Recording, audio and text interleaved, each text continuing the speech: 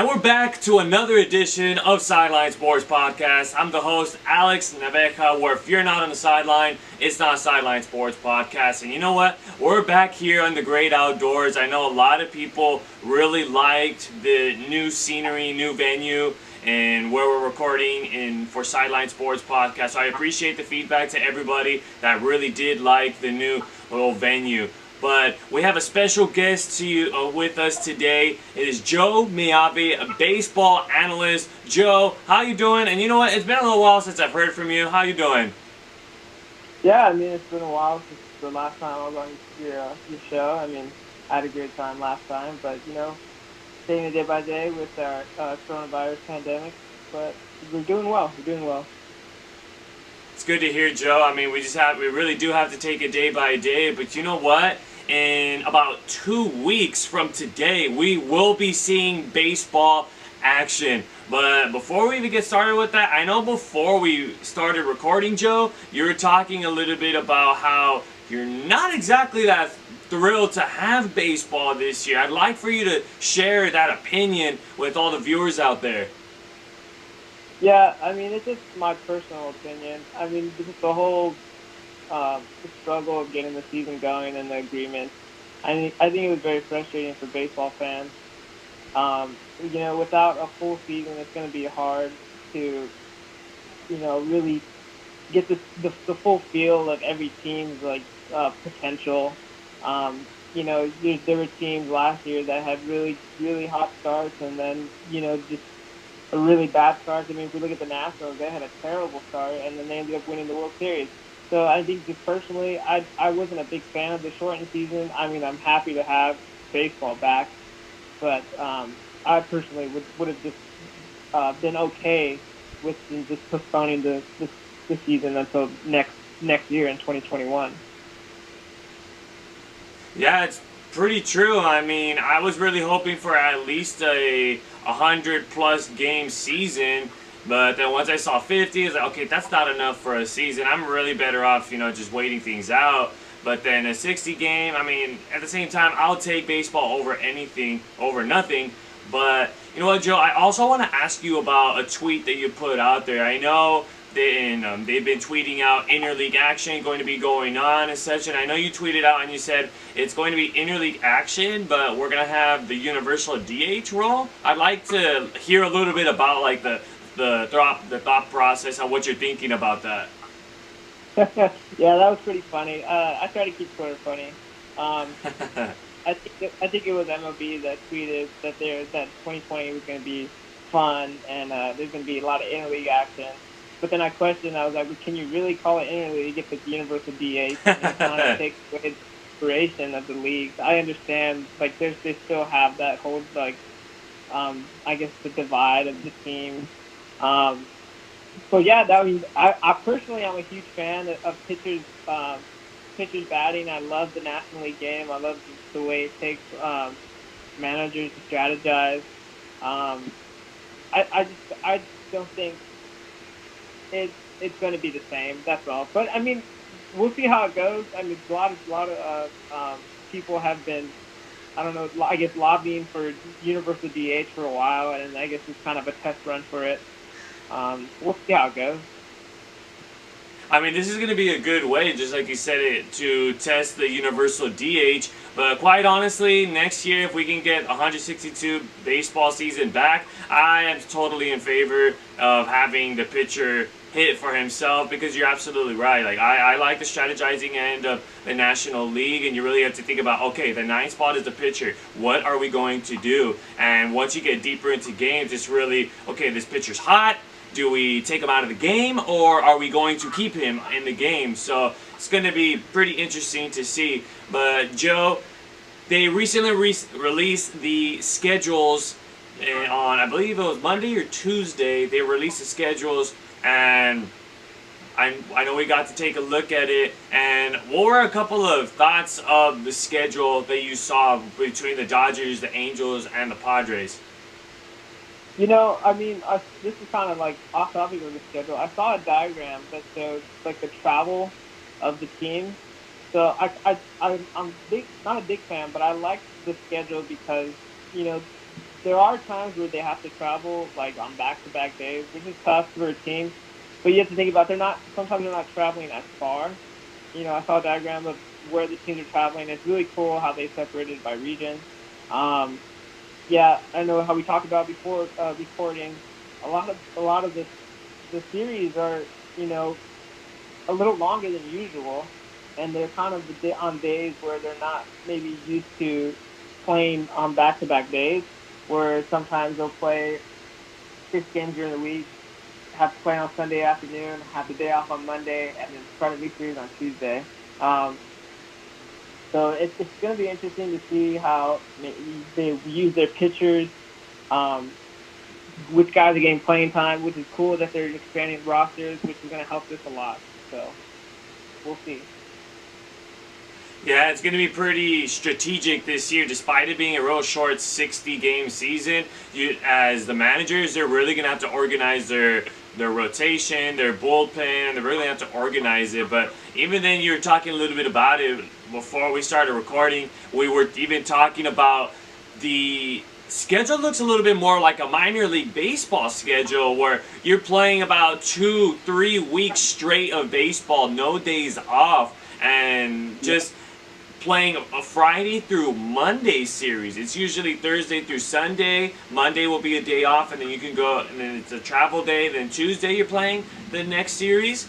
But now what they did was they've done maybe a series, I've noticed on all three, the Dodgers, the Angels, and the Padres, where they were talking about, they had the Friday through Monday, and then Tuesday they're already in a different series and in a different venue.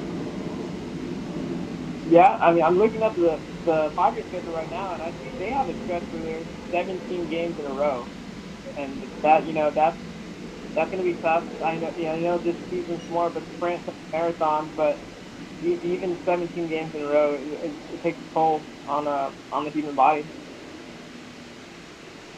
Absolutely. I mean, it's going to be really tough. And it's going to be really interesting to see how they're going to figure this out and how they're going to go ahead and push things through. And you know what, Joe? I want to say it straight out of the gate. Have you seen who the Dodgers play in their second series? It's just a 2-game series, but look at who they play the second game or the second series of the season. Yep, I'm seeing the Houston Astros. That's going to be super interesting, but I don't know. I don't think they should really enforce the whole, if you hit the batter or hit any single Astro, you're going to be suspended for the season. I don't think they should really enforce that rule. I mean, you got to expect there to be some boiling blood between the Dodgers and the Astros. Yeah, there's definitely, the Astros definitely have a wanted sign on them, I think, throughout the whole league. I feel like MLB has definitely been on the Astros side throughout this whole scandal. I'm a believer that they didn't really get a fair punishment, and justice wasn't served.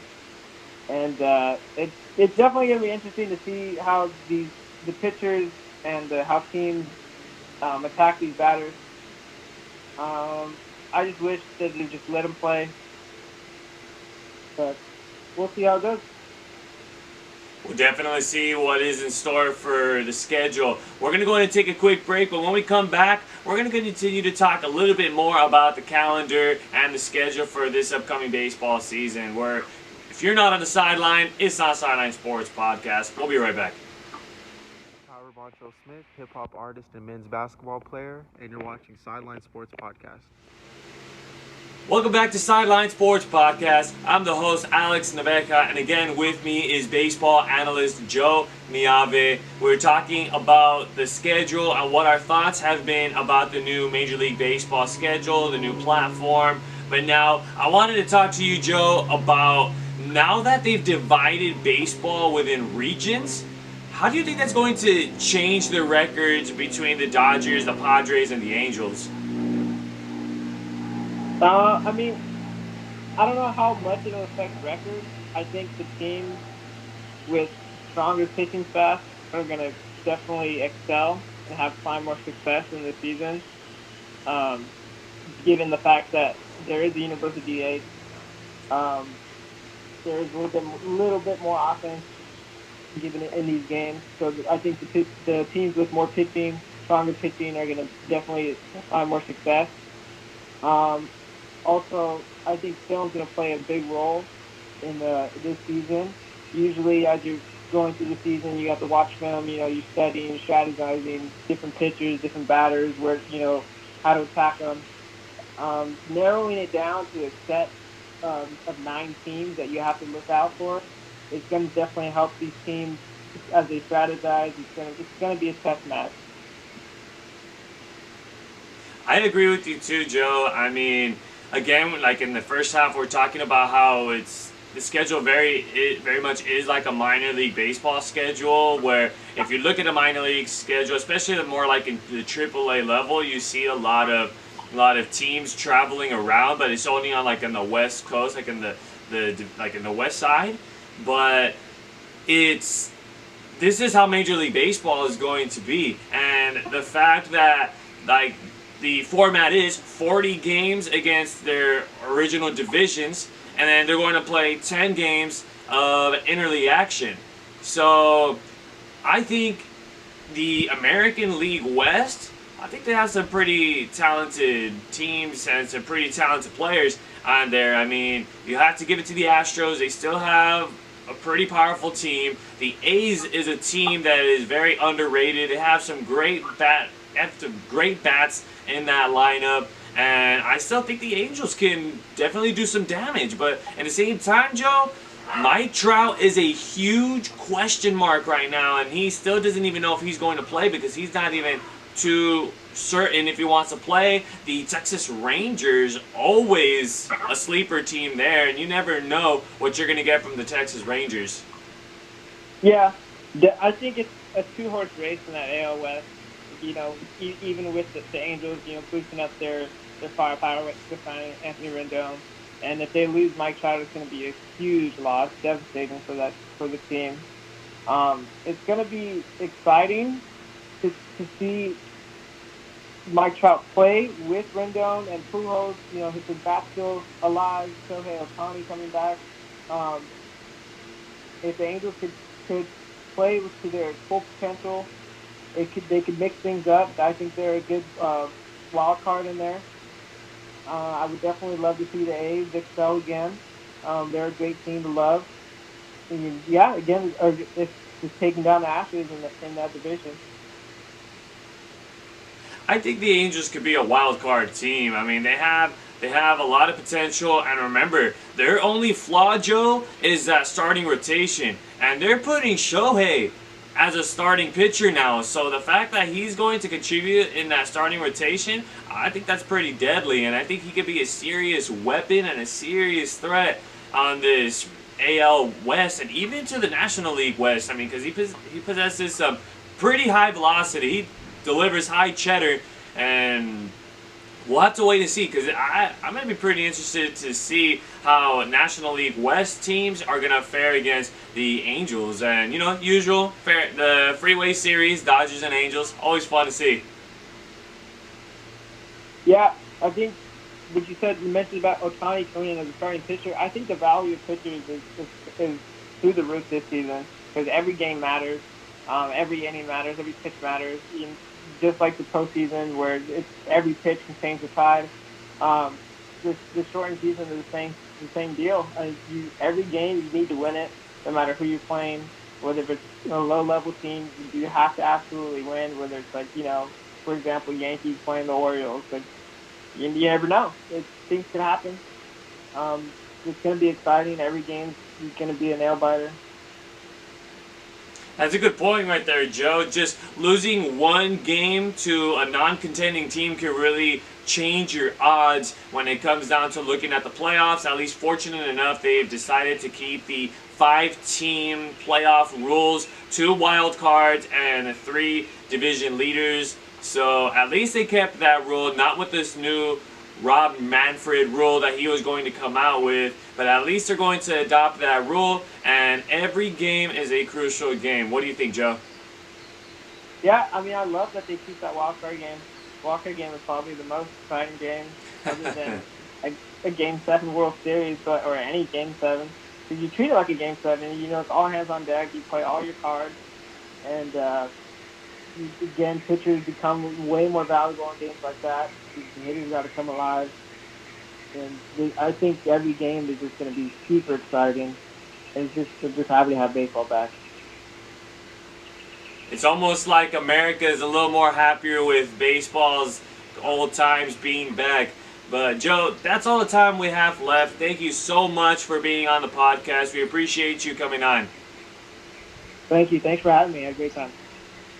Always a pleasure having you, Joe. And of course, if you're not on the sideline, it's not Sideline Sports Podcast. If you guys enjoyed this episode of the podcast, please give this video a thumbs up. Also, hit the subscribe button because we're trying to add more guests like Joe Meave onto the podcast. And of course, thank you so much for tuning in. Have a good one, everybody, and make sure to stay safe out there. Your source for SoCal Sports.